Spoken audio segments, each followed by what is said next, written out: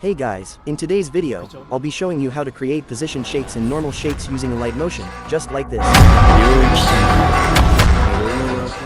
Ladies and gentlemen, welcome back to finally, a brand new tutorial on shakes. Without wasting any time, let's jump right into it.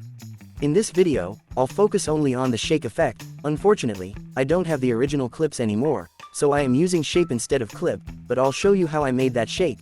Let's create a normal shake, add your clip to Alight motion and then apply the auto shake effect to it. After that, add a keyframe at the beginning, and a second keyframe at the 6th or 7th frame, then copy my values. And remember, don't use the same shake for all clips. If you're using my shake, change the angle for each clip, for example, 90 degrees, 45 degrees, or other, depending on what fits your beat.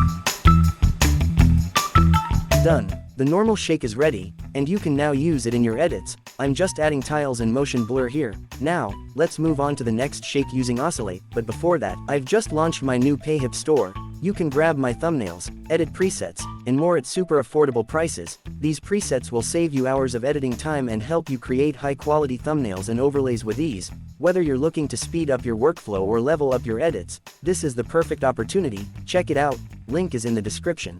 Now let's create the same shake using the oscillate effect. Copy my values for the same result.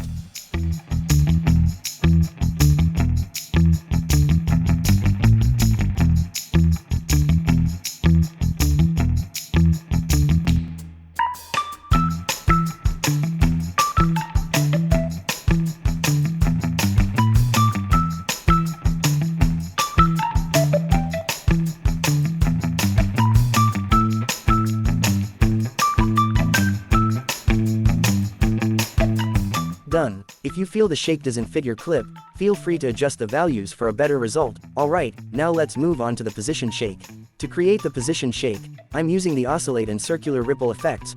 Add 3 keyframes with a 5-frame gap between them, then copy my values and graphs.